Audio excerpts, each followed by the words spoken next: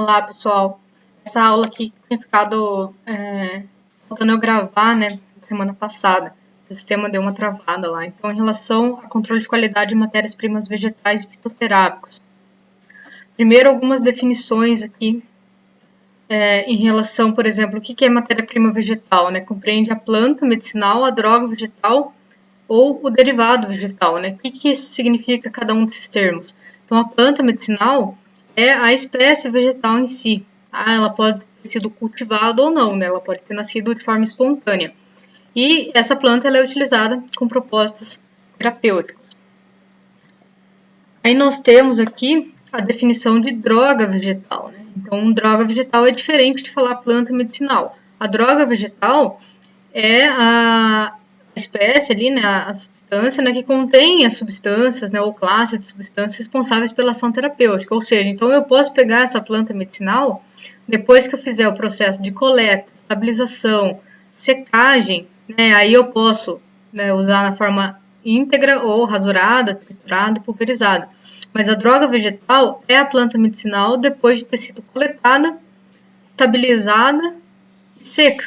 Tá? Então, é um termo diferente que é utilizado. Já o derivado vegetal é quando eu faço alguma extração, algum tratamento dessa droga vegetal. Tá? Então, o derivado vegetal é um produto de extração da planta medicinal in natura ou da droga vegetal. Lembrando que a diferença aqui é principalmente ela está seca e estabilizada. E esse derivado vegetal ele pode ser um extrato, pode ser uma tintura, uma oculatura, vai depender do tratamento que você fez, né, do tipo de extração que você realizou para obter esse derivado vegetal. Medicamento fitoterápico. Então, o medicamento fitoterápico ele é um medicamento obtido exclusivamente de matéria-prima vegetal, tá? Sem outras matérias-primas ativas que não sejam vegetais.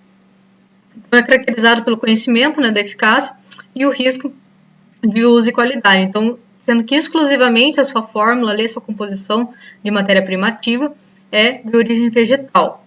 Diferente do fitofármaco. Fitofármaco, eu utilizo matéria-prima ativa vegetal, mas eu utilizo outras substâncias ativas que sejam isoladas, tá? Ou que seja isolada de uma planta, ou que seja sintetizado, alguma outra forma que não uma matéria-prima exclusivamente vegetal, tá? Então, tem essa particularidade. Produto tradicional fitoterápico. Então, esse produto tradicional fitoterápico é aquele tipo de preparação, né? Seja a planta ou um extrato, um chá, ou uma preparação de um vegetal que é usado popularmente. Tá? A sua segurança e eficácia, né, efetividade, seja baseada apenas no histórico de utilização, ou seja, a população utiliza, aquela determinada comunidade utiliza, aquela região utiliza, mas que não tem documentação técnico-científica, não tem evidência científica em relação àquela planta ou aquele derivado. Tá? Então, o produto tradicional fitoterápico ele é exclusivamente matéria-prima vegetal, mas não tem documentação científica. A população, né, utiliza aquela espécie, né, aquele produto, com base na tradição, com base nos relatos dos antepassados, etc. Já o marcador químico, ele é o composto, né, ou classe de compostos químicos. Por exemplo, aqui nós temos as classes de alcaloides, flavonoides, ácidos graxos, terpenos. E essas classes de compostos químicos, eles estão presentes na matéria-prima vegetal. Né? Então, preferencialmente aqui tendo correlação com o efeito terapêutico, mas não necessariamente. Então, às vezes eu utilizo uma matéria-prima vegetal para uma determinada ação e o produto responsável ali pela ação terapêutica nem sempre é o marcador.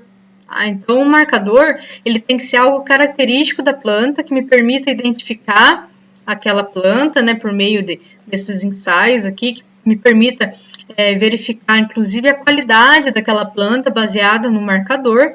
Mas esse marcador, ele não obrigatoriamente ele vai ser o produto majoritário, ou seja, o constituinte de maior quantidade, e também não é obrigatório que ele seja o responsável pela ação terapêutica. Tá? Então, são coisas diferentes. O marcador é uma coisa e o grupo né, farmacologicamente ativo, ali, o grupo responsável pela ação terapêutica, às vezes pode ser outro, né? Tem situações que eles coincidem na mesma substância, mas isso não é obrigatório.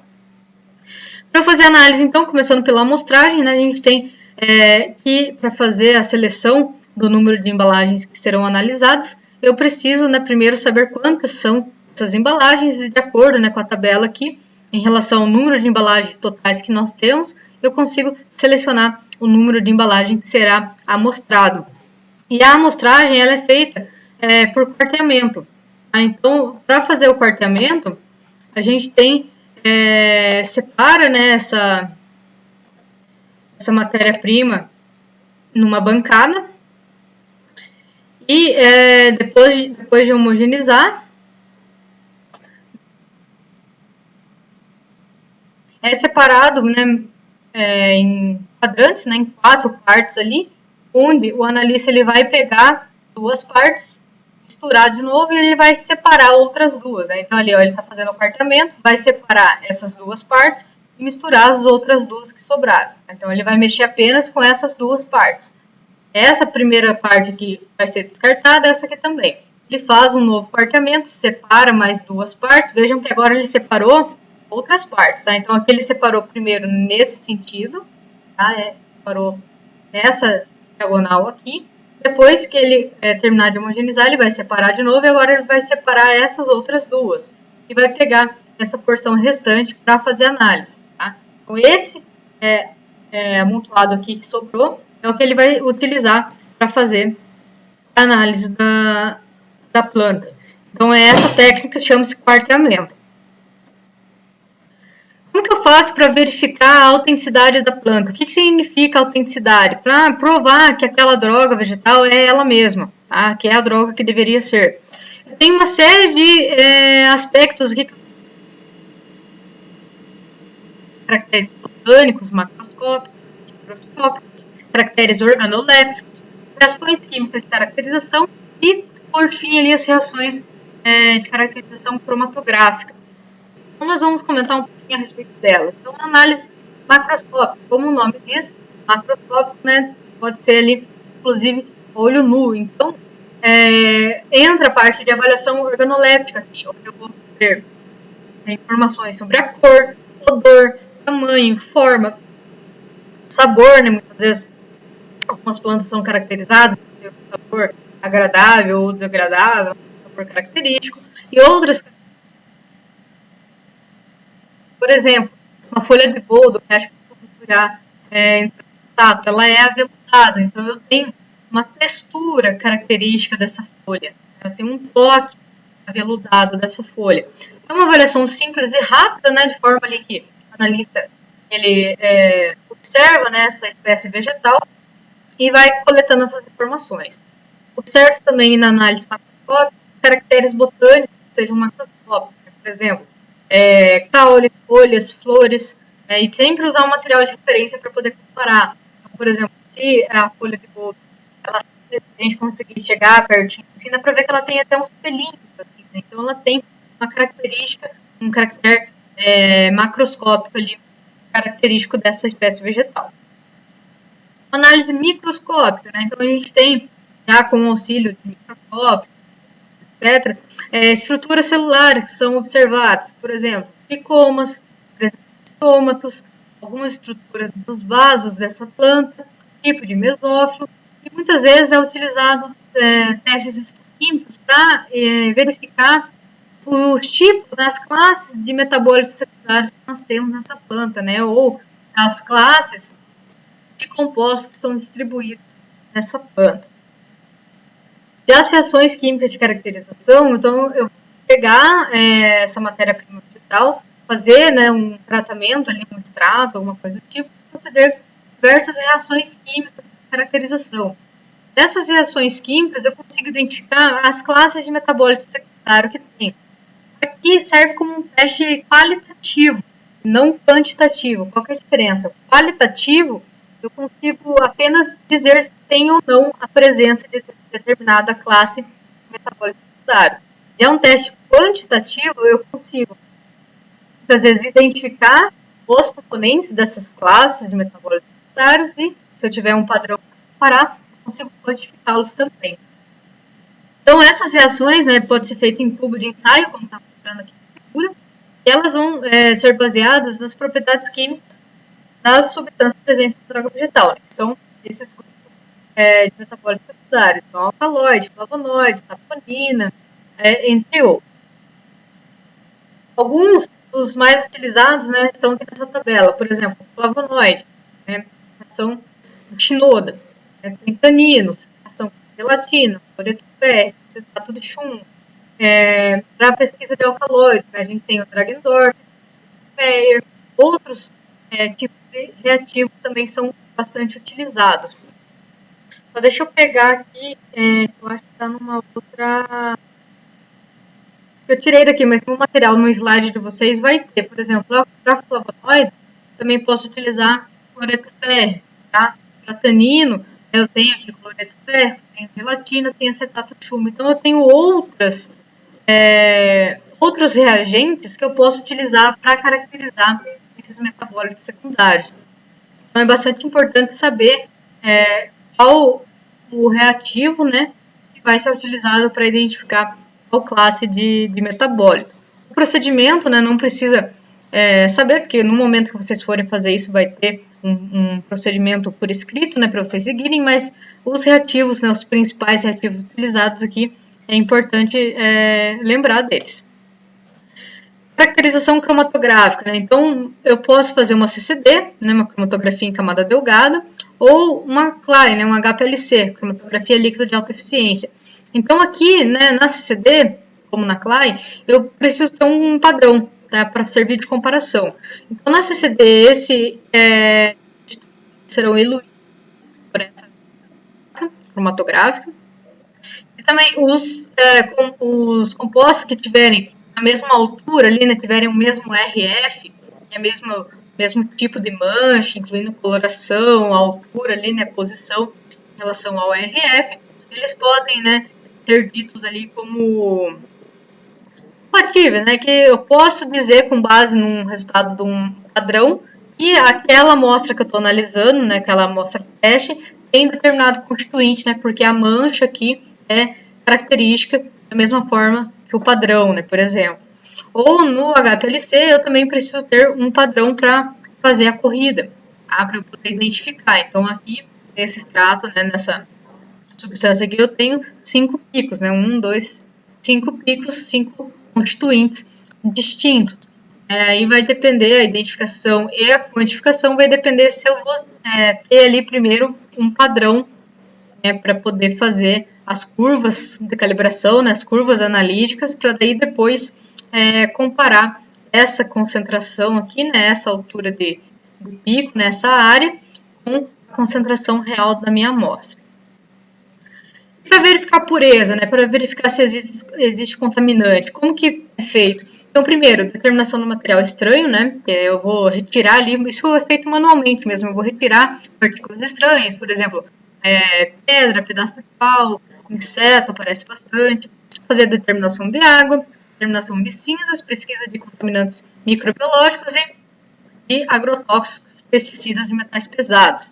Então, por exemplo, aqui no material estranho, nós temos aqui outras partes, ainda que vegetal, mas que não pertence àquela planta, também é caracterizado como um material estranho, e eu vou separando, né? Então aqui ó, a gente consegue ver presença de inseto, presença de outras partes de plantas que não é aquela planta que eu estou trabalhando, tá? Então eu consigo, às vezes, separar pedra, galhos, raízes ali, que são impurezas da minha matéria-prima vegetal, né? Que não pertence àquela minha matéria-prima vegetal.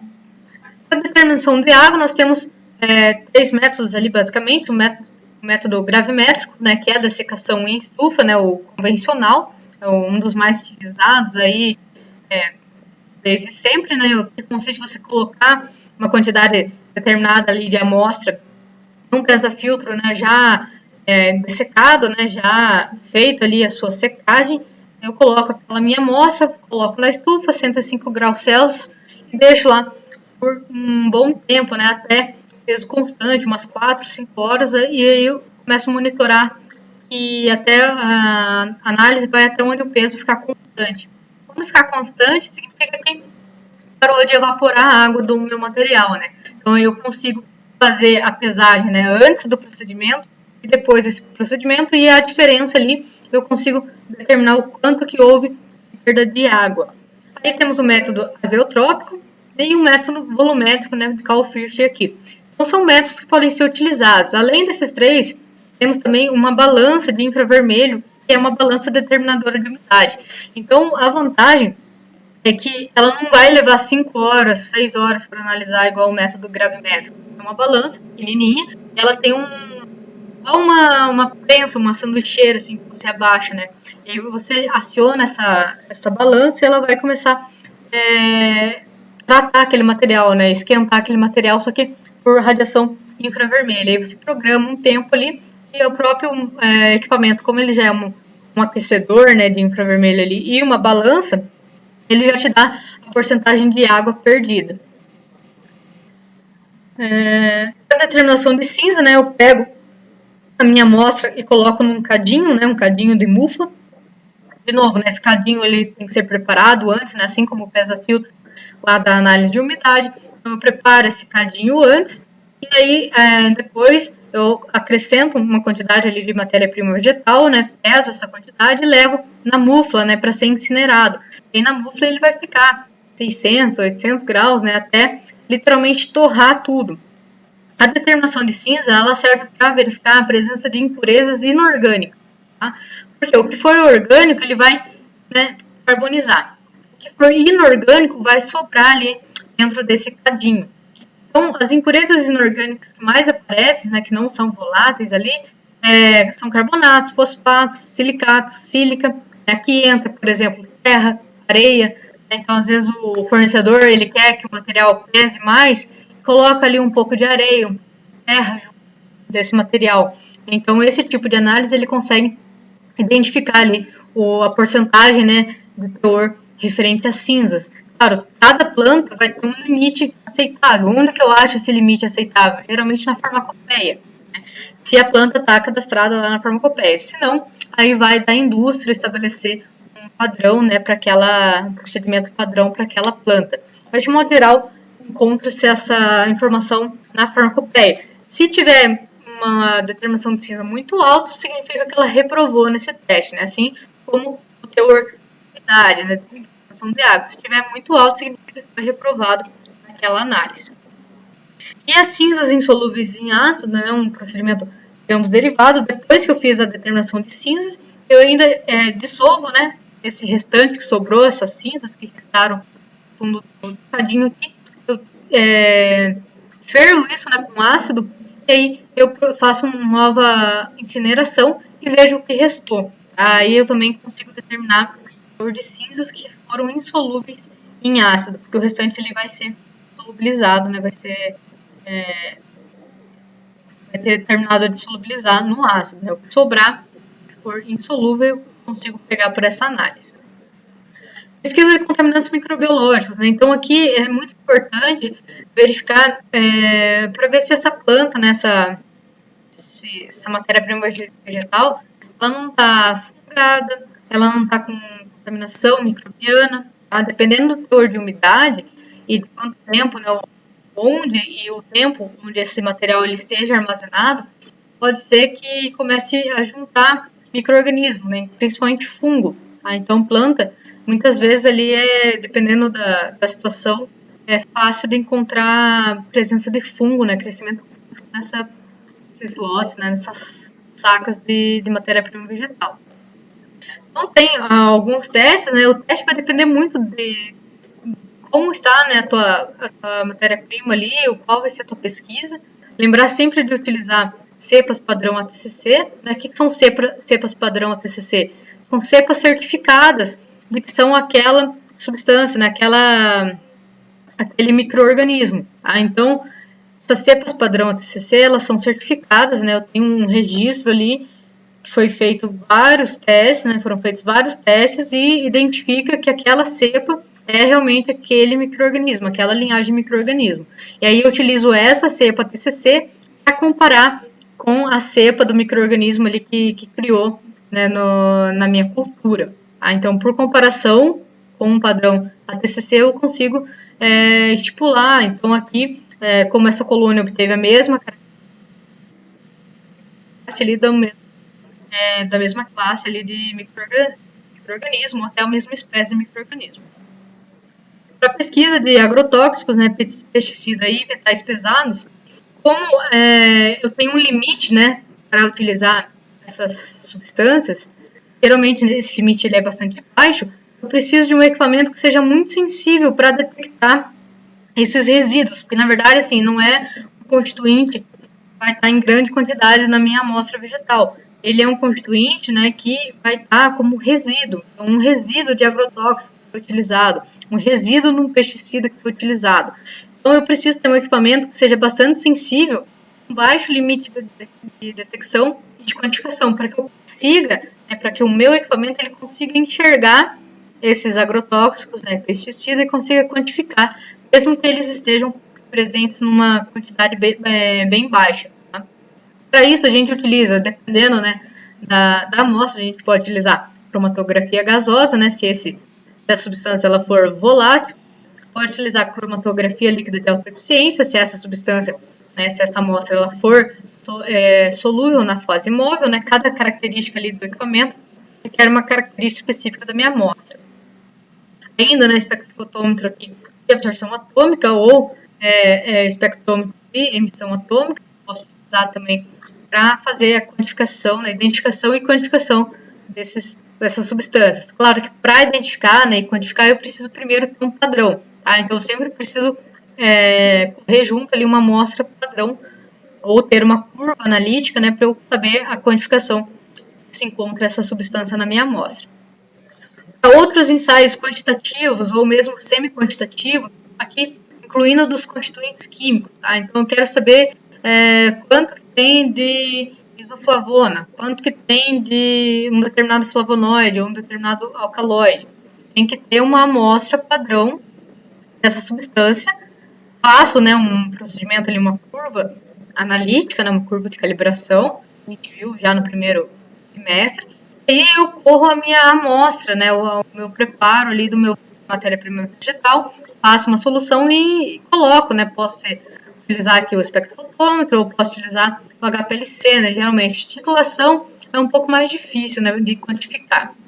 Então, esses dois aqui eu consigo quantificar, a titulometria ali seria mais para ensaio qualitativo, né, ou no máximo ali semi-quantitativo, ele não expressa tanta sensibilidade assim para eu quantificar a minha amostra. Mas os outros dois, sim, aí eu consigo quantificar e determinar o quanto exatamente tem de determinado constituinte naquela minha matéria-prima vegetal ou naquele extrato vegetal. Aí eu posso utilizar para tudo. Por exemplo, quero determinar a concentração de um componente vegetal num fitoterápico, ou ainda numa pomada, num extrato, numa tintura. A tudo que se trata de quantificação, eu posso utilizar esses equipamentos.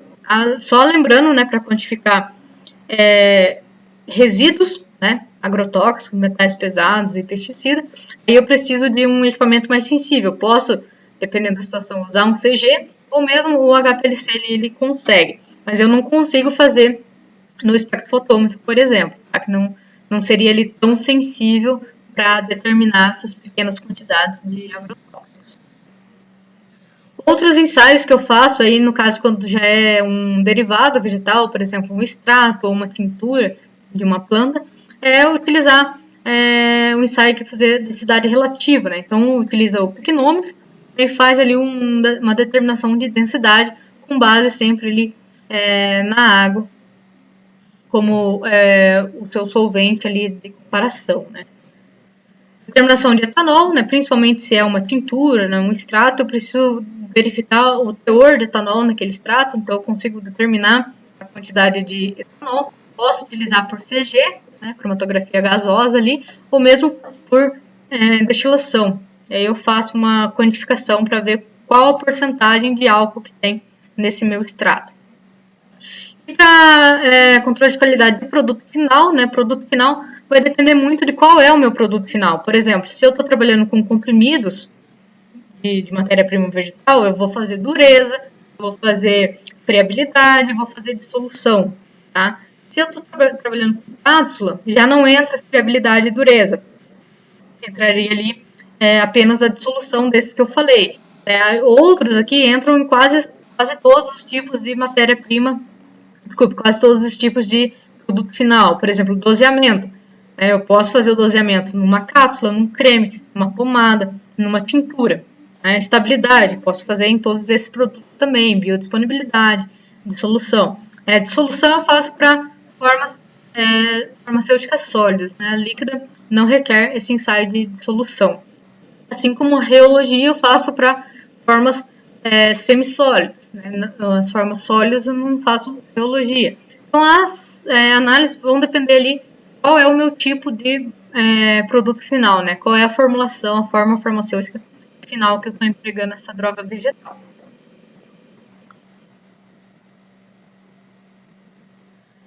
Então essa aula aqui fica como a aula da semana passada e na sequência eu vou mandar o que seria da aula de hoje.